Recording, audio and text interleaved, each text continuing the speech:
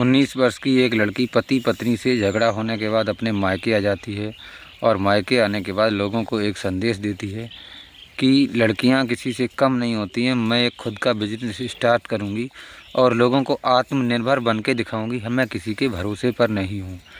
उसके लिए उसने कुछ पैसे भी जुटाए थे, लगभग 7 से 7.5 लाख रुपए। और वो सोचती थी कि हम लोगों को जब बताएंगे, जब इस बिज़नेस में बहुत ज़्यादा कामयाब हो जाएंगे, तब जा कर के लोगों को जानकारी देंगे। अब शायद किस्मत को कुछ और ही मंजूर था। उसी दिन होता इत्तेफाक से होता कुछ ऐसा है कि उसके पास एक फ़ोन कॉल आ जाता है और उस फ़ोन में उसको बताया जाता है कि आप 25 लाख रुपए की लॉटरी जीत चुकी हैं। ये आपको एक बैंक अकाउंट में ट्रांसफ़र होकर के मिल जाएगी। इस तरीके की कुछ बात होती है। वो कहता है कि आपको ये लॉटरी लेने के लिए आपको लगभग 15,000 रुपये का अमाउंट पहले पे करना पड़ेगा, जिसके 24 घंटे के अंदर आपके अकाउंट में लॉटरी क्रेडिट हो जाएगी। अब वो महिला इतनी खुश थी क्योंकि उस फ़ोन में उसको बताया जाता है कि ये बात किसी को बताना नहीं है, किसी को शेयर नहीं करना है, नहीं तो लॉटरी में गड़बड़ हो जाएगी। अब वो चुपके से इस बात को भी अपने दिल में रख लेती और इतनी ज़्यादा खुश थी कि अपनी खुशी किसी को बयां नहीं कर सकती थी। अब वो 15,000 रुपये उस लॉटरी वाले को पे कर देती और पे करने के बाद इंतज़ार करने लगती है। इंतज़ार करते करते 2 दिन बीत जाते हैं, लेकिन अभी तक उसका कोई अता पता नहीं था। फिर वो समझ जाती है कि हमारे सारे पैसे वेस्ट चले गए, जो भी हमने जुटाए थे अपने पति के जेवर बेच करके, माँ बाप से भी कुछ पैसे इकट्ठे किए थे, सारे के सारा पैसा उसका लूटा जा चुका है। उसके साथ साइबर फ्रॉड हो चुका है। तब वो उस शख्स से बातचीत करती है और कहती है, प्लीज़ आप मेरे पैसे लौटा दीजिए, मैं बर्बाद हो जाऊंगी, मैं पूरी तरह से मेरा सब कुछ चला जाएगा। बहुत ज़्यादा रिक्वेस्ट करती। तब वो व्यक्ति जो कहता है, लॉटरी देने वाला, वो कहता है कि ठीक है, हम आपके पैसे वापस कर देंगे, लेकिन मेरी एक शर्त है, जिसके लिए आपको बाथरूम के अंदर जा कर के नहाते वक्त एक वीडियो बना करके हमें शेयर करना है। तो पहले तो वो सोचती है, फिर सोचती है, क्योंकि सवाल पैसों का था, तो वो सोचती है ठीक है, शायद इसको ये वीडियो भेज देंगे तो पैसे वापस मिल जाएंगे। लेकिन पैसा तो उसका गया ही था। अब उसकी बची हुई थी इज्जत, वो भी उसके हाथ चली जाती है। अब उस लड़की को इंसाफ तो मिला, लेकिन जब तक ऐसी कई लड़कियां लालच और हवस का शिकार हो चुकी थीं, जिनके साथ कई तरह की दुर्घटना हो चुकी थी। तो ये पूरी कहानी शुरू से आखिर तक समझते हैं। नमस्कार, कैसे हो आप लोग? उम्मीद करते हैं सब ठीक ही होंगे। इस सच्ची घटना की शुरुआत होती है पश्चिम बंगाल के अंदर।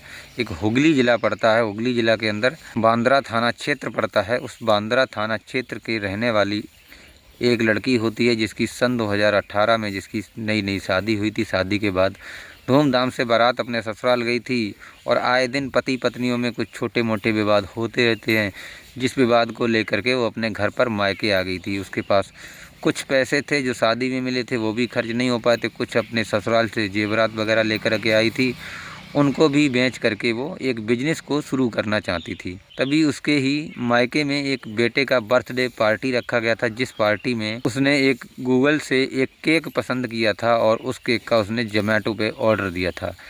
ऑर्डर देने के बाद जैसे ही डिलीवरी बॉय आता है केक लेकर के, तो डिलीवरी बॉय उसको देखता है और बहुत ही ज़्यादा खूबसूरत महिला जो होती है, और उसके बीच बातचीत होती है।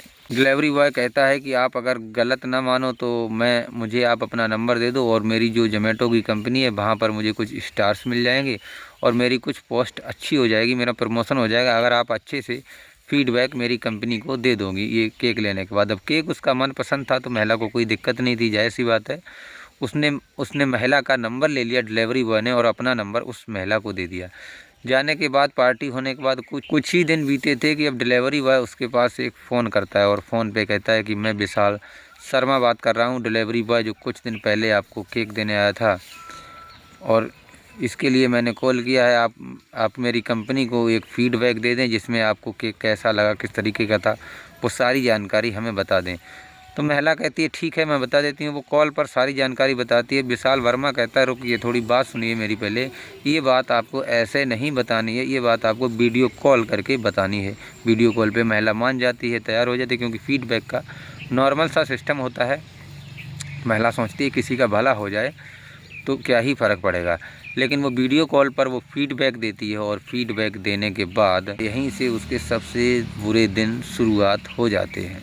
उसके बाद कुछ ही दिन बीतते हैं कि वो महिला जिस टाइम पे किचन में खाना बना रही थी, उसी टाइम पे उसके व्हाट्सएप नंबर पर एक वीडियो आता है, और वीडियो जो आता है वो उस महिला का म्यूट अवस्था में होता है, तन पर कोई भी कपड़े नहीं थे, बिल्कुल म्यूट था। उस वीडियो को देखने के बाद बहुत ही ज़्यादा हैरान और परेशान हो जाती है, सोचती है आखिर करूं तो क्या करूं। उसके पास कई बार नंबर लगाने की कोशिश करती है, फ़ोन मिलाने की कोशिश करती है, लेकिन वो नंबर नॉट रीचेबल और स्विच ऑफ होता है, वो नंबर लगता नहीं है।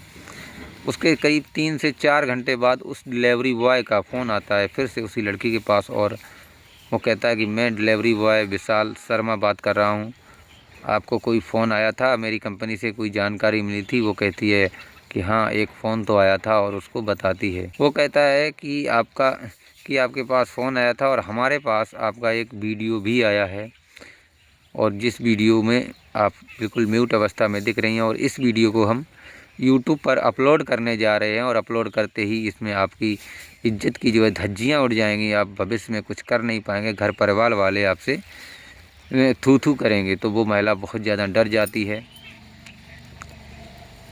डरने के बाद उससे काफ़ी ज़्यादा रिक्वेस्ट करती है कि प्लीज़ आप ऐसा मत करिए, और उसे पहले की भी कहानी बताती है, जो कि साइबर क्राइम के अंदर उस लगभग 7.5 लाख रुपए उसके पहले ही ठगे जा चुके थे। उसके पास जो भी चीज़ थी वो सारी चीज़ें ठगी जा चुकी थी। अब वो कहती है मेरे पास ऐसा कुछ भी नहीं है जो कि मैं तुम्हें दे सकूं, जिससे आप ये वीडियो को रोक सकें। वो कहता है चलिए ठीक है, हम आपके घर पे आते हैं, एक बार बैठ के इस मामले में थोड़ी बातचीत करेंगे। जब आप घर पे अकेली हो, जब मुझे फ़ोन करना और मैं आऊँगा। अब ये दिन आता है 23 दिसंबर 2021 का दिन, जिस दिन वो लड़की घर पे अकेली होती है। इस डिलीवरी बॉय को कॉल की जाती है और वो घर पे पहुंचता है। आपस में लड़की चाय नाश्ता कराती है, इन दोनों के बीच बातचीत होती है। बातचीत में वो कहता है कि ठीक है, अगर आपके पास कुछ नहीं है तो हमें आपसे एक बार संबंध बनाना है, और संबंध बनाने के बाद हम आपकी ये सारे वीडियोज़ और फ़ोटोज़ को डिलीट कर देंगे। लेकिन वो महिला सोचती है अब वो करे भी तो क्या करे, उसको गांव और समाज के सामने अपनी इज्जत भी रखनी थी। तो वो उस डिलीवरी बॉय के साथ संबंध बनाने के लिए तैयार हो जाती है। अब पहले तो जो वीडियो उस महिला के पास जो भेजा गया था, वो दरअसल वीडियो जो पुलिस ने जांच की तो वो तो वीडियो एक किसी फर्जी एप्लीकेशन के थ्रू बनाया हुआ था, नकली बनाया हुआ था। लेकिन जिस समय वो महिला अब रियलिटी में उस डिलीवरी बॉय के साथ संबंध बना रही थी, उस टाइम पर वो अपना फ़ोन निकाल करके उस वीडियो को रिकॉर्ड कर लेता है, और रिकॉर्ड करने के बाद संबंध बनाता है। उसके बाद वहाँ से वापस चला जाता है। अब जाने के बाद इस महिला को बहुत ज़्यादा ब्लैकमेल करता है, कहता है कि हमें कुछ पैसों की ज़रूरत है, जितने पैसे दे सकूँ 2 लाख रुपए चाहिए, और अगर आपने नहीं दिए तो इस वीडियो को हम यूट्यूब पर, इंस्टाग्राम पर, हर जगह पर इसको अपलोड कर देंगे। वो लड़की काफ़ी डरी और सहमी हुई थी। घर में माँ बाप के जेवरात को चुराने लगती है, चुरा करके उस डिलीवरी बॉय को देती है। देने के बाद वो आराम से उनको ऐसो आराम की ज़िंदगी जीता है। अब ये लड़की फूट कर इतना दुखी रहने लगी कि अपना दुख किसी भी शख्स को बयां भी नहीं कर सकती, बता भी नहीं सकती। अब शायद इसकी सबसे बड़ी गलती यही थी, जब इसने पहले दिन ही किसी को बताया होता या मदद मांगी होती, इतना बुरा दिन देखना नहीं पड़ता। लेकिन फिर वो बहुत ज़्यादा हैरान परेशान होकर के और हुगली के पुलिस स्टेशन में जाती है, और जा कर के अपनी शिकायत को SHO साहब को बताती है। जिस तरीके की उसके साथ वारदात हुई थी, तो वहाँ के जो थानेदार होते हैं, वो घटना को सुनने के बाद उनको विश्वास ही नहीं होता है, यकीन नहीं होता है कि ये तो काफ़ी अच्छे घराने की लगती है, और ये लगता है मन गढ़ंत कहानियाँ बना के सुना रही है। वो ज़्यादा कुछ गौर नहीं करते हैं। तो वो काफ़ी ज़्यादा रोती है, विनती करती है, रिक्वेस्ट करती है। तब वो कहीं जा कर के तैयार होते हैं, उच्च अधिकारियों से बातचीत करते हैं कि ऐसा तो नहीं, ये लड़की हमको पागल बना रही है। लेकिन उच्च अधिकारी भी कहते हैं जब वो इतनी ज़्यादा रिक्वेस्ट कर रही है तो आपको जा कर के देखना चाहिए। अब दरोगा उस लड़की से उस डिलीवरी बॉय का नंबर लेते हैं, और नंबर को सर्विलांस पर डालकर उसको ट्रैक करते हैं। हुगली ज़िले के अंदर कुंबा एक जगह लगती है, वहाँ की लोकेशन ट्रेस होती है, और लोकेशन ट्रेस होने के बाद पुलिस पूरी टीम और पुलिस स्टाफ के साथ वहाँ पर पहुँचती है। इस केस का आरोपी जो होता है विशाल शर्मा, वो दरअसल उसी लोकेशन पर था। और जब पुलिस वहाँ पहुँचती है, पहुँचने के बाद जब उसका गेट खोलती है तो देखकर और भी ज़्यादा आश्चर्यचकित रह जाती है, क्योंकि एक लड़की तो उसकी शिकायत लेकर के गई थी, और जो उसके साथ कमरे में बंद थी, जिसके साथ उसके अवैध रिश्ते चल रहे थे, वो भी लड़की कोई और ही थी। हालांकि पुलिस उस लड़की पे ज़्यादा इंटरेस्ट नहीं लेती है। वो कहती है कि मैं तो कॉल गर्ल हूँ और उसके लिए यहाँ पर रात बिताने के लिए आई हूँ, और वो लड़की वापस चली जाती है। अब जब विशाल से पूछा जाता है तो वो भी कहता है ये लड़की एक कॉल गर्ल थी और रात बिताने के लिए आई थी, मेरा इसके साथ कोई पुराना संबंध नहीं है। लेकिन पुलिस जब इस मामले की जांच पड़ताल करती है और जब इस महिला के केस को बताती है तो विशाल उसी महिला के ऊपर कई एक लालछन लगाने लगता है। कहता है कि मैं तो एक डिलीवरी बॉय हूँ, मैं इसके घर पे डिलीवरी लेकर के जाता था और इसने मेरा नंबर ले लिया था और नंबर लेने के बाद कई बार मुझे फ़ोन किया। कब इसके नज़दीक आ गया ये चीज़ मुझे ही पता नहीं चली। लेकिन पुलिस ने जब अपनी तरीके से जांच और सच्चाई निकालने की छानबीन की तो इस डिलीवरी बॉय विशाल शर्मा का जब मोबाइल फ़ोन अपने हाथ में लिया और उस मोबाइल फ़ोन को जब चेक किया तो पुलिस की भी पैरों तले ज़मीन खिसक गई। दरअसल उस मोबाइल फ़ोन के अंदर 31 ऐसे वीडियोज़ थे जो कि कई एक अलग अलग लड़कियों से संबंध बनाते हुए थे म्यूट अवस्था के अंदर, और 25 ऐसे वीडियो मिलते हैं जो सही सलामत वीडियो कॉलिंग पर वीडियो कॉल हुई थी, जो कि बिल्कुल सही अवस्था में थे। पुलिस इस मामले को देखने के बाद उस लड़के को गिरफ्तार करती है और उन सभी लड़कियों की महिलाओं की छानबीन करती है जहाँ के ये वीडियो थे। उस लड़के से जब सख्ती से पूछा जाता है तो एक एक करके टोटल मिला के 56 ऐसी लड़कियां थीं जो इस लड़के के शिकार हो चुकी थीं। पुलिस अलग अलग कई लड़कियों से मिलने की कोशिश करती है, हालांकि कई लड़कियां इतनी डरी हुई थीं, इतनी सहमी हुई थीं कि वो सच्चाई बताने से भी इनकार कर देती हैं। कहती हैं कि मेरा इसके साथ कोई नहीं है, मुझे इसकी कोई कंप्लेंट नहीं करनी है, इसके साथ कोई कार्रवाई नहीं करनी है। लेकिन कई लड़कियां इस मामले को आगे बढ़ाने के लिए तैयार हो जाती हैं, जिसका आधार बनाते हुए वहां के थानेदार जो होते हैं वो उस पर ब्लैकमेलिंग और रेप जैसी धाराओं के ऊपर मुकदमा दर्ज करके इसको जेल में भेज दिया जाता है।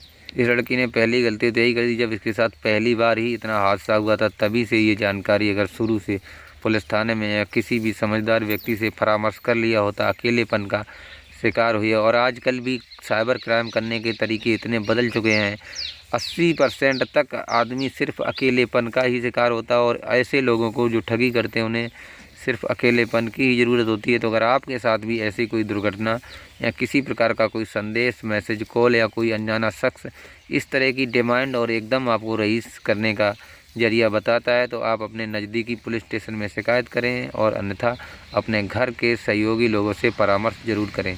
तो इस घटनाक्रम को सुनाने का उद्देश्य किसी को परेशान करना या किसी का दिल दुखाना नहीं है, बल्कि आपको जागरूक करना है, आपको सचेत करना है। आप लोग सुरक्षित रहें, अपना और अपने परिवार का ख्याल रखें। जय हिंद, जय भारत।